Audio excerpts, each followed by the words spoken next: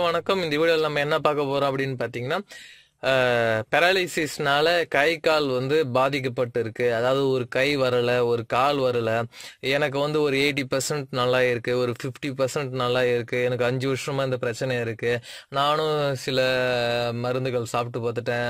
ஹாஸ்பிட்டலே treatment எடுத்துட்டு பார்த்துட்டேன்.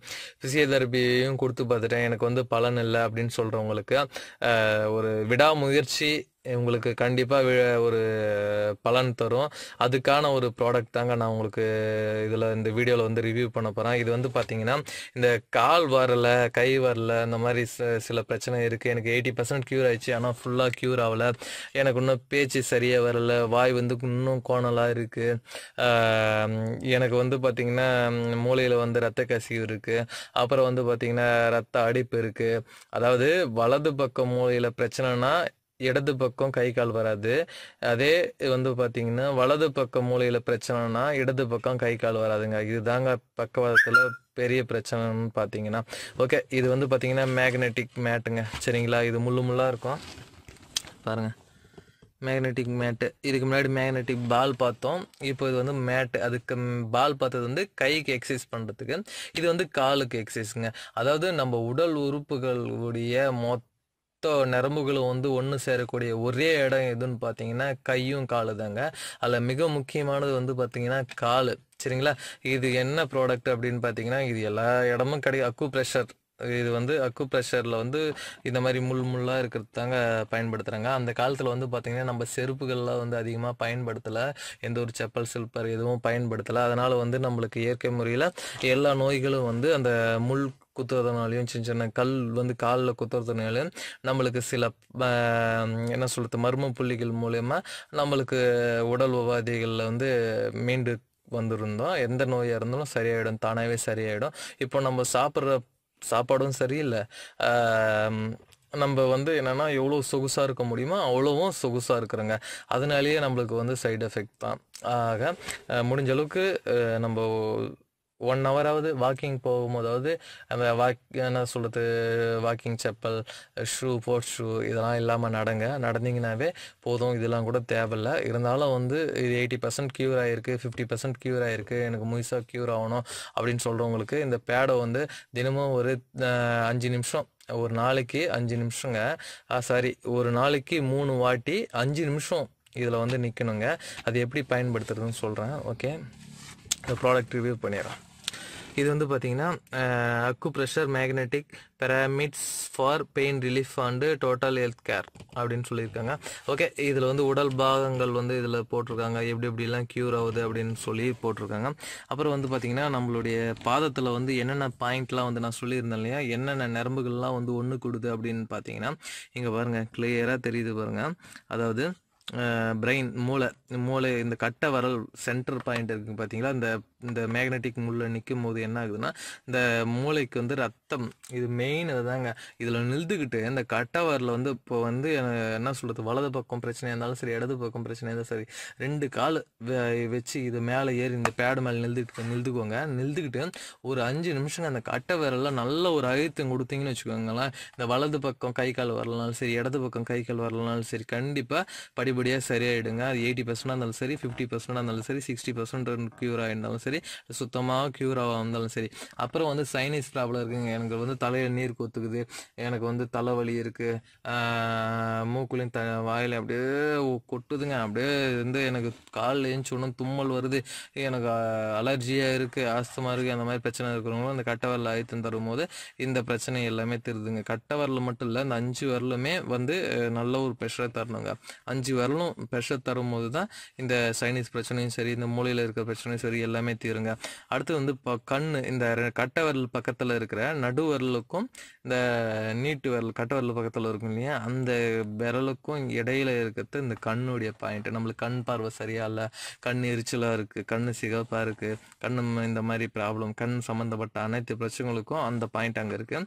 அதனால் அந்த இடம் நல்ல ஒரு அழுத்தம் கொடுத்தீங்கன்னா அந்த கண் பிரச்சனையை தீர்ந்துருங்க. அடுத்தது கட்டை வரலுக்கு கீழே ஜாயிண்ட் இருக்கு இல்லையா, அங்கே நாய்ஸ், இந்த கழுத்து சம்மந்தப்பட்ட கழுத்து வலி, இந்த மாதிரி சில பிரச்சனைகள் இருக்குன்னா அது எல்லாமே தீருங்க. அடுத்து பார்த்தீங்கன்னா, இந்த தைராய்டு பிரச்சனை இருக்குன்னு சொல்லுவாங்க. அந்த பித்தப்பை இந்த மாதிரி பிரச்சனை, பித்தப்பையில் கல் இருக்குது, தைராய்டு பிரச்சனை இருக்குது. இந்த மாதிரி பிரச்சனை இருக்கிறவங்களுக்கு வந்து பார்த்திங்கன்னா இந்த கொஞ்சம் மேடாக இருக்கும். இந்த காலில் பார்த்தீங்கன்னா இந்த கட்டை விரலுக்கு கீழே கொஞ்சம் மேடாக இருக்குங்க. அந்த மேடாக தட்டையாக இருக்கும். அந்த இடம் தான் அந்த பாயிண்ட் இருக்குது. அடுத்தது வந்து பார்த்திங்கன்னா அந்த சுண்டு விரலுக்கு கீழே, காலில் சுண்டு விரலுக்கு கீழே வந்து பார்த்திங்கன்னா இந்த இதயத்துக்கு லெக்ஸ், இந்த இதயத்துக்கு வந்து இந்த பாயிண்ட் இருக்குது. அங்கே ப்ரெஷர் கொடுக்கும்போது நல்ல ஒரு இது வருது. அடுத்தது வந்து பார்த்திங்கன்னா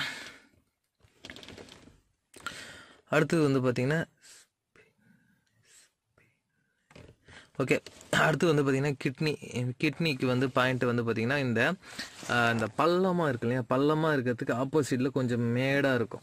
அந்த இடத்துல தான் வந்து கிட்னிக்கு பாயிண்ட் இருக்குது. அதுக்கு ஆப்போசிட்லேயே வந்து பார்த்திங்கன்னா கல்லீரலுக்கு பாயிண்ட் இருக்குங்க. அப்புறம் வந்து இந்தாண்ட சைடு இந்த கீழே, அதாவது அடி பாதத்தில் கொஞ்சம் அந்த இந்த எப்படி சொல்கிறது, ரைட் லெஃப்ட் இல்லை அந்த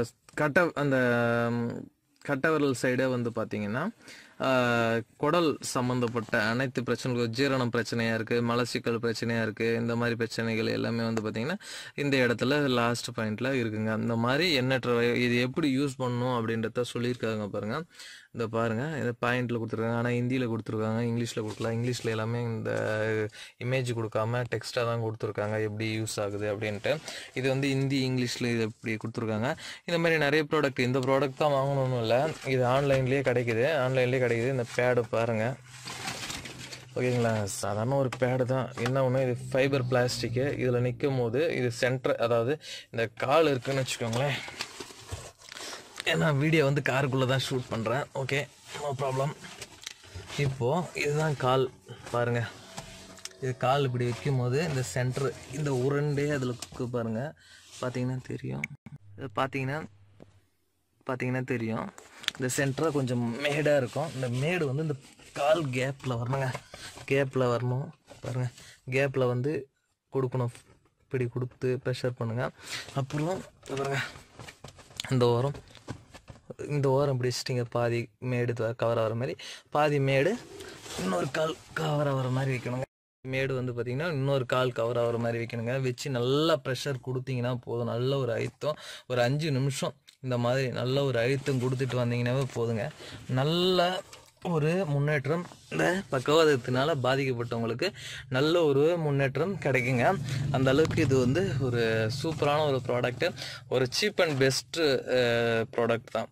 இது ஒன்றும் பெரிய காஸ்ட்டெல்லாம் கிடையாது. இது எவ்வளவோ செலவு பண்ணியிருப்பீங்க, இந்த மாதிரி ப்ராடக்டை நீங்களே வாங்கி யூஸ் பண்ணுங்கள். இது எல்லாமே அக்குப்ரெஷர் மருத்துவ முறையில் பயன்படுத்துகிறாங்க. ஓகே, நம்ம ஆயுர்வேதமும் சித்தாவும் மட்டுமே ரிவ்யூ பண்ணிட்டு இருந்தோம். இந்த பெராலிசிஸ்னால ஒரு பெரிய பாதிப்பு ஏற்பட்டு இருக்கு. அதை வந்து நம்ம தடுக்கணும். அதிலிருந்து தடுக்க முடியாட்டியும் அதில் பாதிக்கப்பட்டவங்க எப்படி வந்து இயற்கை முறையில் மீண்டு வரது அப்படின்றது தாங்க நான் வந்து இது ரிவ்யூ பண்ணோம். ஒரு நல்ல நோக்கத்துக்காக தான் நான் வந்து ரிவ்யூ பண்ணுறேன். உங்களுடைய சப்போர்ட் எனக்கு தேவை. கமெண்ட் பண்ணுங்கள். நான் முடிஞ்ச அளவுக்கு ரீப்ளே பண்ணிட்டு தான் இருக்கேன். என்னுடைய பிஸ்னஸ்னாலையும் ஒர்க்னாலையும் எனக்கு இருக்கிற ப்ரெஷர்னாலையும் என்னால் வந்து சிலருக்கு ரீப்ளே பண்ண முடியல. இருந்தாலும் உங்களுடைய கமெண்ட் நான் பார்த்துட்டு தான் நான் வந்து இந்த வீடியோவே போஸ்ட் பண்ணுறேன். நீங்கள் கமெண்ட் பண்ணவங்களுக்கு தெரியும் ஏன் 80%, 50%, 60%ன்னு சொல்கிறேன், க்யூர் ஆகிருக்குன்னு தெரியும் உங்களுக்கு.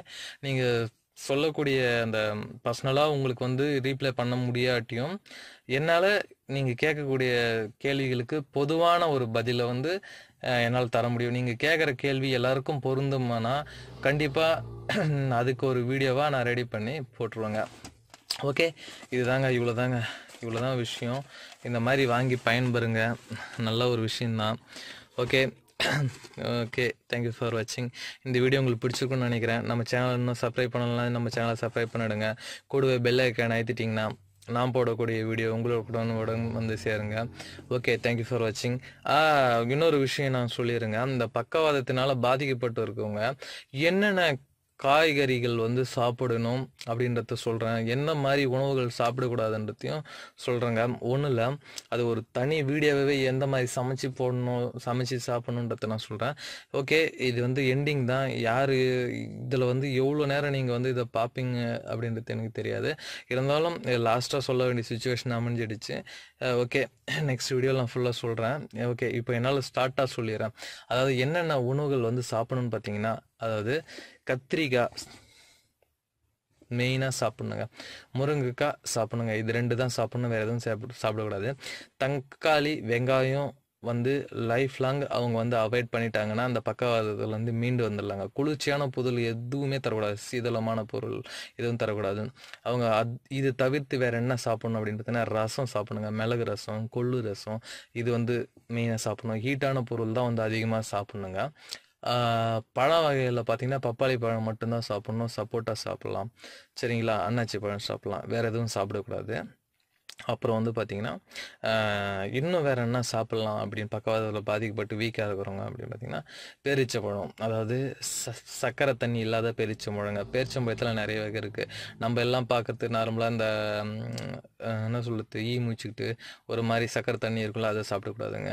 ட்ரை ஃப்ரூட்னு சொல்லக்கூடிய கருப்பு பேரிச்சம்பழம் வருது, இம்போர்ட்டட் பேரிச்சம்பழம்லாம் வருது. நம்ம வீடியோவில் ரிவ்யூ பண்ணியிருக்கேன். அந்த மாதிரி பேரிச்சம்பழங்கள் வாங்கி சாப்பிடுங்க. நல்ல ஒரு இரும்பு சத்து, நார் சத்து, எல்லா சத்தும், ஏகப்பட்ட சத்து, எல்லா கலரியும் இதில் பேரிச்சம்பழத்தில் அதிகமாக அடங்கியிருக்கு. நல்ல ஒரு கொழுப்பு இருக்குது, அதை சாப்பிடுங்க. அப்புறம் வந்து பார்த்திங்கன்னா பாதாம், பிஸ்தா இந்த மாதிரி கொடுத்துட்டு வாங்க. அது எல்லாம் ஒரு கையளவுக்கு கொடுத்துட்டு ஒரே நாளில் ஒரு வாரத்தில் கொடுத்துட்டு எனக்கு இன்னும் சரியாகலாம் ஆகாது. பாதாம் வந்து ஒரு 5 பல் நைட்டில் ஊற வச்சுட்டு தோலை ரிமூவ் பண்ணிவிட்டு கொடுங்க, நல்ல ஒரு பலன் கொடுக்கும். பிஸ்தா வந்து பார்த்திங்கன்னா ஒரு நாளைக்கு வந்து ஒரு 5 பருப்பு 4 பருப்பு மேலே கொடுக்காதீங்க. அதிகமாக கொடுத்தீங்கன்னா ஜீரணம் ஆகாது, வயிற்று வலி ஏற்படும், இந்த மாதிரி பிரச்சனைகள் வரும் பிஸ்தா. அதனால் ஒரு 5 பருப்பு 4 பருப்பு அந்த மாதிரி கொடுங்க. முந்திரி 2 பருப்பு கொடுங்க அப்பப்போ. அதாவது புரிய நினைக்கிறேன். காலையில் வந்து எழுந்திரிச்சதும் வெறும் வயிற்றில் பாதாம் தரீங்கன்னா, அடுத்து சாப்பிட்டதுக்கப்புறம் பிஸ்தா கொடுங்க, வால்நட்டு கொடுங்க. வால்நட்டு வந்து வெறும் வயிற்றில் சாப்பிட்டா பெஸ்ட்டு. வால்நட்டு வந்து 2க்கு மேலே சாப்பிடக்கூடாதுங்க. இது எல்லாம் வசதி இருக்கவங்க சாப்பிட்லாம், வசதி இல்லாதவங்களுக்கு நான் சீப் அண்ட் பெஸ்ட்டு சொல்கிறேன். சீப் அண்ட் பெஸ்ட்டுன்னு இல்லை, பெஸ்ட்டான ஒரு ஐடியா சொல்கிறேன் பாருங்கள். பப்பாளி பழம் சாப்பிட்டிங்கன்னா ரத்தம் சுத்தமாகும். ரத்தம் வந்து புது ரத்தம் வந்து உடம்புல வந்து ஊறும். இந்த மாதிரி ஹீட், அது பயங்கரமான ஹீட்டு, அந்த கூலிங்னால தான் நம்மளுக்கு இந்த பிரச்சனை வரும். இது வந்து க்யூர் ஆக்கிடுங்க. அடுத்து வந்து பார்த்திங்கன்னா, அந்த கத்திரிக்காய் ஏன் சாப்பிட சொல்கிறோம், இதயத்துக்கு நல்லது. இதயம் நல்லா இருந்தால் தான் ரத்தோட்டம் சீராகும், மூளைக்கும் இந்த மாதிரி பிரச்சனைகளுக்கெல்லாம். அதனால தான் கத்திரிக்காய் சாப்பிட சொல்கிறேன். முருங்கைக்காய் நரம்புகளுக்கு வந்து பலம் தரக்கூடியது, அதனால தான் வந்து கத்திரிக்காய் சாப்பிட சொல்கிறேன். வேறு எதுவும் சாப்பிட தேவையில்ல. வெங்காயம் தக்காளி ஏன் சேர்க்க வேணாம்னு சொல்கிறேன்னா, ரெண்டுமே குளிர்ச்சி. சேர்த்திங்கன்னா கண்டிப்பாக க்யூர் ஆகாது, மறுபடியும் அந்த பிரச்சனையை உண்டாக்கும். அடுத்து வந்து பார்த்திங்கன்னா, என்ன சாப்பிடக்கூடாது அப்படின்னு, இன்னும் டீ வகையிலெல்லாம் சாப்பிடக்கூடாது. டீ காஃபி அறவே வந்து ரிமூவ் பண்ணிவிடுங்க. இதெல்லாம் வந்து அவாய்ட் பண்ணிட்டீங்கன்னாவே 100% வந்து க்யூர் ஆகிடலாம் பக்கவாதத்துலேருந்து. ஓகே, பிளாஸ்டிக் தான் ஓகே, ஒர்த்தான ஒரு விஷயந்தான். அப்புறம் வந்து பார்த்திங்கன்னா, எக்ஸசைஸ் அவசியம். கைகளுக்கு வந்து எக்ஸசைஸ் கொடுக்கணும், பிடிச்சிட்டு நடக்க வைக்கணும். இந்த மாதிரிலாம் பண்ணிங்கன்னாவே போதும், நல்ல ஒரு க்யூர் ஆகிடுவாங்க. ஓகே, அப்புறம் வேறு என்ன பண்ணலாம் அப்படின்னு பார்த்திங்கன்னா, மூலிகை மருந்து என்ன கொடுக்கலாம் அப்படின்னு பார்த்திங்கன்னா, ஒரு 100 பூண்டு 100 மிளகு எடுத்து அதை நல்லா இடித்து அது கூட வந்து நாயுருவி சேர்த்து ரசம் ஒரு 100 ml அளவுக்கு தண்ணியாக்கி அது கூட பசும்பால் ஒரு 50 கலந்து வெறும் வயிற்றில் குடிச்சிட்டு இதை பற்றியும் இருந்தாங்கன்னா போதும், நல்லா க்யூர் ஆகிடுவாங்க. அப்புறம் புறா ரத்தத்தை கொடுக்கலாம். இந்த மாதிரி விஷயங்கள்லாம் கொடுக்கலாம். இயற்கையாக வளரக்கூடிய காடை, கௌதாரி, புறா இதெல்லாம் கொடுத்துட்டு வந்தீங்கன்னாவே போதும், நல்ல ஒரு பலன் கிடைக்கும். நான் தனி ஒரு வீடியோவே இதுக்கு நான் க்ரியேட் பண்ணுறேன், என்ன சாப்பிட்ணும் சாப்பிடக்கூடாதுன்னு, அதை பார்த்து பலனடைங்க. ஓகே, இந்த வீடியோ உங்களுக்கு பிடிச்சிருக்குன்னு நினைக்கிறேன். என்னவோ என்னுடைய இது வந்து என்ன சொல்கிறது, இந்த வீடியோவில் பேட் லக். எல்லோரும் இது இவ்வளோ தூரம் பார்ப்பீங்களா எனக்கு தெரியல. லாஸ்ட்டாக சொல்ல வேண்டிய சுச்சுவேஷன் அமைஞ்சிடுச்சு, சாரி. மன்னிச்சிடுங்க.